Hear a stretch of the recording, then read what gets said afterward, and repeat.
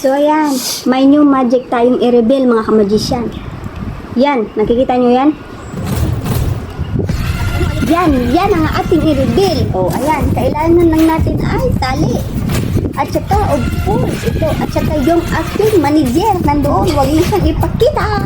So, let's go. So, magsabi ako sa kanya na itali na yung aking kamay. So, ayan. So, itali. Mahigpit, ha? So, ayan. Oh, mahigpit. So, i-reveal natin yun. So, ayan. Tingnan nyo, tinatali na ng aking manager na mahigpit na mahigpit. So, lagyan niya na ito. Tapos, oh, mahangin. So, ayan. Men, ano ba yan? Oh, ayan. Ipakuha ko sa kanya. Oh, still, oh, di ba? Reveal. Tada! So, ito na. Ito, kita natin ito, di ba? So, ito. Kung paano ginawa, tingnan nyo. Yan. At ipatali ko sa kanya.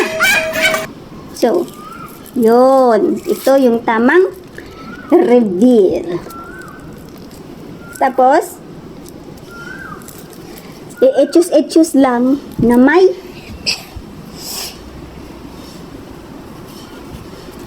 so, see? Diba? Ganito. Woo! Ayan naman. Yun. It means ito. Diba? Very tight. So, yung diskarte dyan is yan. Ito yung reveal natin.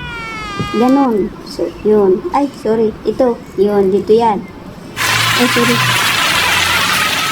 Magician. So, it means, ganito, very tight yan.